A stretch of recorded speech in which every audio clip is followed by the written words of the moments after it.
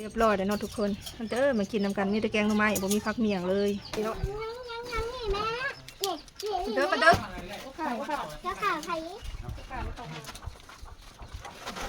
กินก่อนหมูได้หิวมาเด้อทุกคนมากินน้ำกันเนาะสบายดีทุกคนมื้อนี้เฮากับสาวปิ่งหรือว่ากับหมูเนาะมากินข้าวเปียกห้านเก่าห้านเดิมห้านนี่แม่นเคยมากินตั้งแต่หลายปีแล้วเนาะแถวหลัก35แต่ว่าเฮาก็บ่ได้มาเฮิงแล้วเนาะก็ลองมาซิมเบิ่งว่ารสชาติยังคือเก่าบ่แม่นหมู่เฮาเป็นคนสวนมาเนาะทุกคนลองมากินก็คือว่ารสชาติยังแซ่บคือเก่าเนาะถ้วย30,000ค่อยสั่งเป็นข้าวเปียกน้ำตกเนาะก็มีผักให้เต็มจานกินกับกะปิกัดหมักพริกเนาะทุกคนมีก้อนเลือดมีลูกซีนมีซีนเนาะมีย่อมีเครื่องในงัวนะทุกคนเขาเอิ้นว่าย่อเนาะก็มากินเนาะทุกคนตอนนี้ก็สิเป็นตอนสายๆนะว่าเที่ยงก็ยังบ่เที่ยงตอนสายๆแบบว่าเฮาบ่ได้กินข้าวเช้าเฮาก็เลยมากินนั่นข้าวเปียกอยู่นอกเนาะทุกคนกินไปก็เว้าพื้นกันไปเนาะเพราะว่าเฮาบ่ค่อยได้มีโอกาสได้ไปนำกันเลยแต่พอมีโอกาสมาเนี่ยก็เลยมานำกันได้เนาะทุกคนขี่รถจักรมาแหละเนาะพากันอัดกันมาแหละกินไปก็เว้าพื้นไปเนาะทุกคนตามภาษาผู้แซ่ผู้สาวเนาะใครที่เข้ามาเบิ่งคลิปนี้แล้วก็ฝากเบิ่งโฆษณาให้เด้อใครที่บ่ทันได้ติดตามก็กดติดตามรวมกดสั่นกระดิ่งแจ้งเตือนไว้เนาะเพื่อสิบ่พลาดคลิปใหม่ๆที่สาวแพนลงอย่าลืมกดติดตามแล้วก็อย่าลืมกดสั่นกระดิ่งแจ้งเตือนไว้เด้อทุกคนฝากกดไลค์กดแชร์คอมเมนต์ทักทายกันได้เนาะเฮาก็บ่ค่อยมีคลิปลงคู่มือปานใดเพราะว่าบ่ฮู้เสียดสิหาคลิปหยังนะทุกคนอยู่แต่เฮือนแต่ซ่านนี่แหละมื้อนี้อากาศร้อนอ้าวหลายแต่ว่าเฮาก็สู้ชีวิตเนาะพากันขี่รถออกมานอกแล้วก็มากินข้าวเปียกร้อนๆนี่แบบว่าร้อนแบบบ่มีลมบ่มีหยังเลยนะฝนก็บ่ตกเนาะทุกคนได้ยินข่าวว่าพายุเข้าอันแขวงอื่นเด้อทุกคนจังหวัดอื่นเนาะแต่ว่าแขวงเฮานี่คือแบบบ่มีหยังเกิดขึ้นจ้าใส่ม้อยอยู่เนาะยามนี้ก็จักสิไปไสแนมไปทางใดก็บ่เป็นตาไปเสียเลยทุกคนเพราะว่ามันร้อนมันอ้าวมันแดดเนาะจักสิไปเฮ็ดไปหาหยังจังได๋ก็ฝากเป็นกำลังใจอย่าเผาเบื่อขี้หน้ากันเด้อพ่อแม่พี่น้องเอ้ยแซ่บบ่ทันนะอันนี้ของกินจัดกัน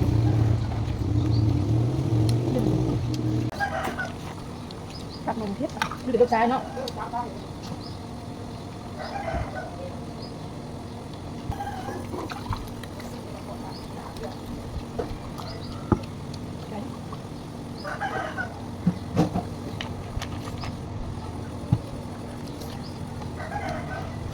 ละลายดูได้ก่อนพี่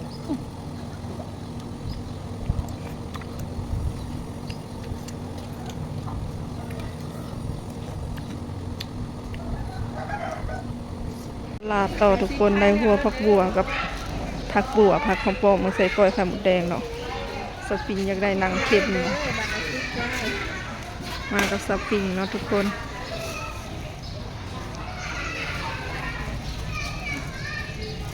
ได้ซ้ำนี่แหละเครื่องที่ได้ก็ได้เครื่องน้องไม้จับซื้อดอกบ่ได้เอาดอก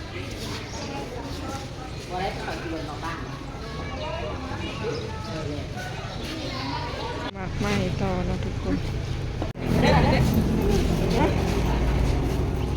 อะไรเนี่ยนั่นยัง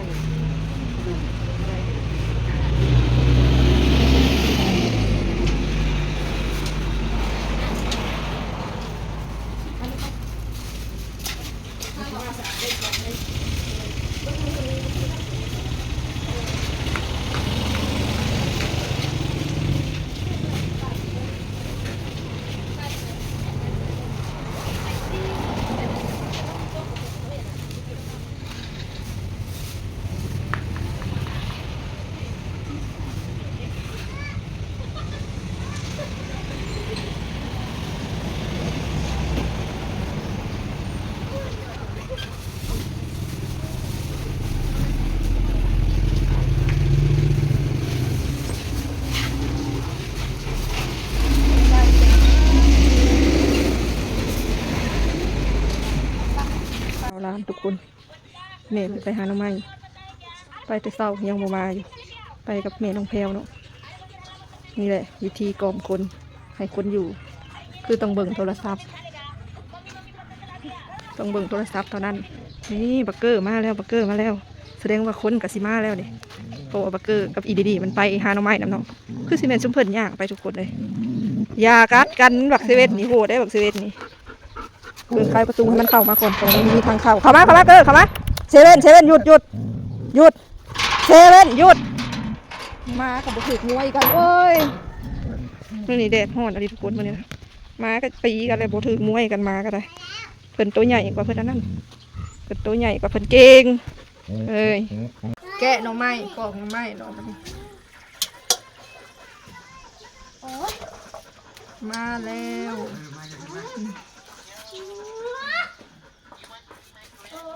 เพิ่นฮักกะมาหอดเมื่อยแห้งเพิ่นว่าเพิ่นสิมาแกะเป็นคนแกะยอดใหญ่ๆขาวๆแกงแซ่บ ถ้าเมื่อยก่อนจะหน่อยจะได้ไปใช้หลบโทรศัพท์กีฬาเด้กลัวตุกเลยรอเลยใช่ละห้อง ก็เดี๋ยวแม่น้ำบ่ ป้าน้องน้อยมึงอยู่เรือนน้องน้อยมึงว่าเอ้ยเขาไปใส่เบิร์ดว่าได้ใหม่ๆคืออยากพบใช่ไหม บักเซเว่นบักพกดินแฟหาธรรมดาเก้ามัดให้อีกจะให้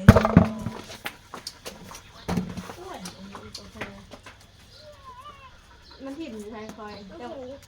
แต่บ้านอยู่หุ่น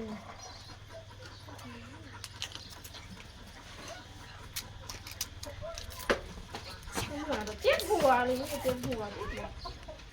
กินบ่คอยแกงหน่อไม้บ่กินบ่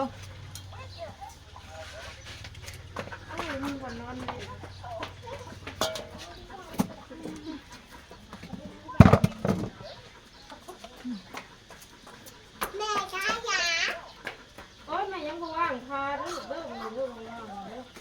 แม่เจ็บหัวไปตากแดดให้ไหม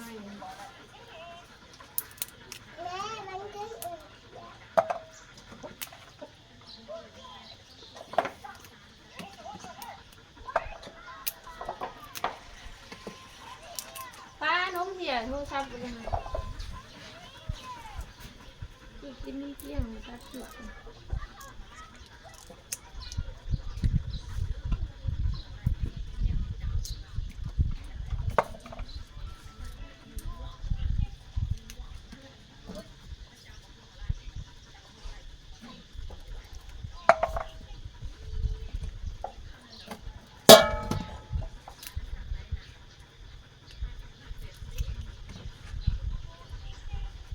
มาสี่ตัวแต่ละตัวรีดล่า อันต้นบริไปหาหน้าไม้นี่เด้คือว่าลิ้นลากเพื่อนกันเลยบอกกาแฟผู้ดูแล เพื่อนกันรีดล่าขี้ห้อน กูว่าคำหาอันนี้ไปหาหน้าไม้น้ำนี่ละเต็กเลยความมันห่อนเนาะเกิดมาบ้านบ่เกิดอีดีนอนถ่าไปสุดห่วยเลาะใส่ห่วยแล้วก็นอนกินน้ำไปน้ำ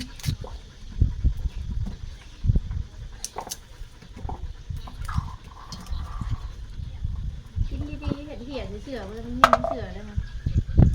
โคตรถอน แล้วเรียบร้อยตอนนี้ก็ได้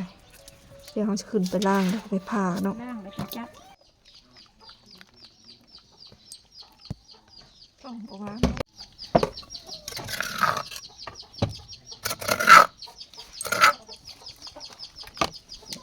ไม่นวลบ่นี่เป็นงมใหญ่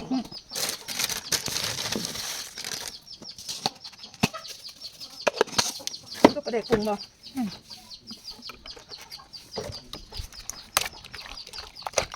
เห็ดนักวัตถุเห็ดนี่ทุกคนเดี๋ยวเราก็จะเตรียมใส่ผักเลยเนาะบัดนี้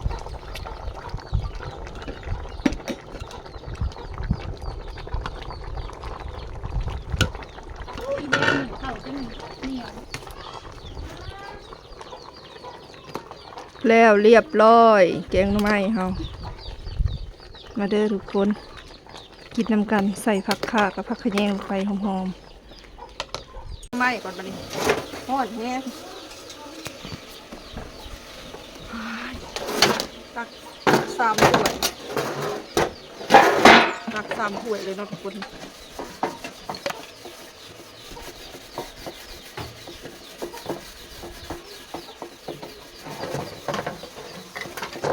4 ถ้วยเลยบ่ลองตามเนาะ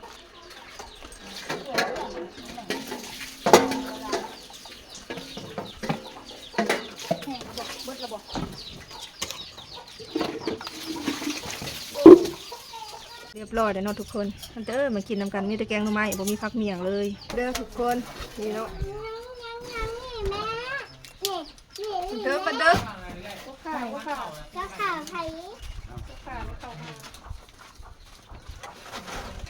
กินก่อนหมูก็ได้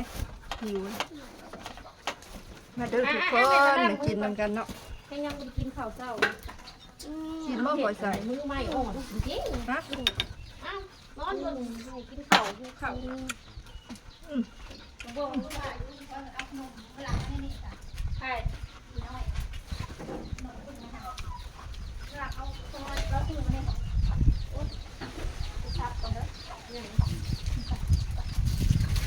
อากาศร้อน ข้าวไม่ให้กินข้าวเช้า กินแล้วเนาะ สบายดีเด้อพี่น้องเฮ็ดแต่หน้าคือจะเป็นอะไรบ่วงกูตาเป็นอะไรว่าถ้าได้กินข้าวเช้าก็ข้าวกับหาน้ำไม้ข้าวเช้าเป็นข้าวเที่ยงเลยเด้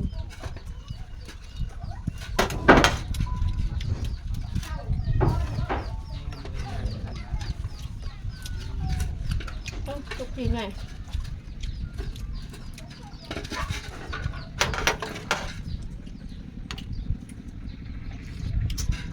เรียกมาให้แล้วจัง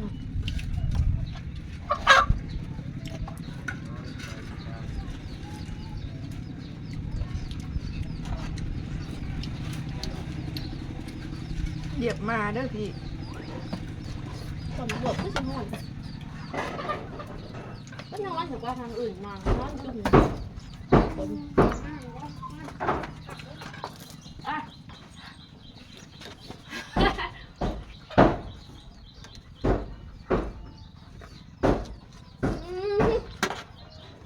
ดินมาดเบิดตอนหมูบวบเห็ดเช่นไร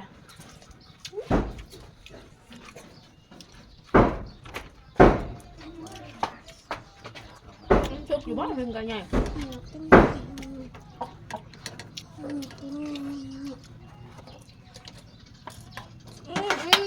เหนื่อยค่ะนอนลูกลงหน่อยมันกูมักนอนทัว ก่อนอื่นก็เอาเลยโอเคสำหรับคลิปนี้กับบ่มีหยังหลายทุกคน ตอนเช้าไปกินข้าวเปียก ตอนบ่ายได้กินแกงหน่อไม้ก็กินไ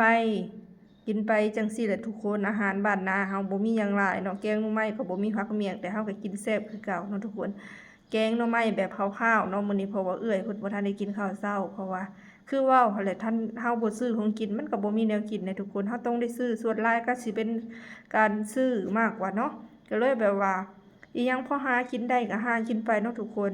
ก็บางคนก็ถามว่าคือกินแต่ตำบักหุ่งแกงหน่อไม้บ่ให้เป็นกระเพาะมันเลือกบ่ได้เด้ทุกคนบางทีเฮาบ่มีสิทธิ์เลือกขนาดนั้นเนาะเฮาสิไปซื้อกินแนวดีๆผู้แลคันเฮามีเงินแต่ว่า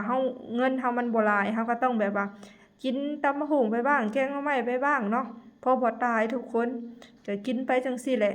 เฮ็ดได้ซั่นเนาะแบบรายได้เฮาบ่มีหันนะจังได้ก็ฝากเบิ่งโฆษณาเพื่อเป็นกำลังใจให้สาวแพนนี่เด้อพ่อแม่พี่น้องบ่ได้ลงคลิปทุกมื้อก็อย่าพาเบื่ออย่าพาหายจากกันเนาะใครอยากเบิ่งคลิปสั้นก็แม่นไปเบิ่งอยู่ที่สาวแพนแฟนเพจเนาะทุกคน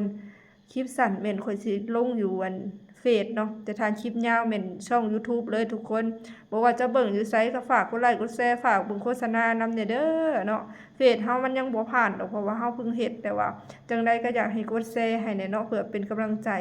บ่ได้มีคลิปลงคู่มือก็คือว่าหั่นแหละเฮาบ่ได้ไปไสสดไลน์ก็สิอยู่แต่เฮือนก็เลยบ่ฮู้ว่าสิเฮ็ดคลิปหยังให้ FC เบิ่งสิหาหยังมื้อนี้ก็คิดอยู่ได้แต่ละมื้อนะแต่ว่ามันหาบ่ได้เนาะจักเสร็จอะไรหั่นน่ะจังไดก็เป็นกำลังใจให้ข่อยเนี่ยทุกคนกินข้าวไปก็แบบโอ้ยเหลืออะไรใครย่อยยอมรับเลยว่ามื้อนี้ร้อนแฮงเนาะบ่ได้ว่าแต่ว่ามื้อนี้มื้ออื่นมื้อฮื้อแล้วก็มื้อวานนี่ก็ร้อน36 37องศาเนาะบ่ฮู้ว่ามื้อใดฝนสิตกทุกคนเอ้ยร้อนอ้าวอะเลียหรอกินแกงหน่อไม้ก็มีไก่น้ำอยู่ดอกมื้อนี้นะมีอันปิ้งไก่มาแก้มน้ำอยู่ดอกน้อยนึงเนาะทุกคนกินกับเอื้อยกับหลานไปจังซี่แหละส่วนพ่อกับแม่ก็สิบ่ค่อยเห็นเพิ่นปานใดเพราะว่าเพิ่นนอนอยู่นะ มีเวียงมีงานเพิ่นจังสิเข้ามานะคันบ่มีเวียงมีงานอีหยังเพิ่นก็บ่ได้เข้ามาได้พ่อแม่ก็นะเพราะว่ามันก็บ่มีเวียกหาจักสิเข้ามาเฮ็ดหยังเนาะก็นอนนาเลี้ยงไก่เลี้ยงงัวไปจังซั่นแหละทุกคนเลยบุญบ้านเฮาก็สิฮอดเด้อวันที่11เดือนเมษายนนี่ก็แม่นแล้วเนาะบุญก็ได้จังได้ก็มาม่วนมาซื่นนำกันเด้อสำหรับคนอยู่ใกล้คันคนอยู่ไกลก็เบิ่งในคลิปนะบุญบังไฟบุญประจำปีก็ถือว่าปีที่3แล้วบ่ปีนี้เนาะข้อยก็จื้อบ่ค่อยได้จังได๋ก็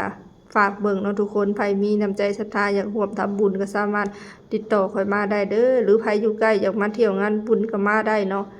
แต่ว่าบ้านเฮาก็สิบ่ค่อยกันเสพงานกันปานใดดอกธรรมดาให้เนาะเฮ็ดพอแล้วฮีดหั่นน่ะเอาละเนาะคลิปนี้ก็บ่มีหยังหลายโคจบเอาไว้สำนี้ก็เด้อคลิปหน้าพอกันใหม่เด้อจ้าพ่อแม่พี่น้องบ่ว่าเวลายายห่างเจ็บคอเนาะคลิปหน้าพอกันใหม่สบายดีสวัสดีเด้อบ๊ายบาย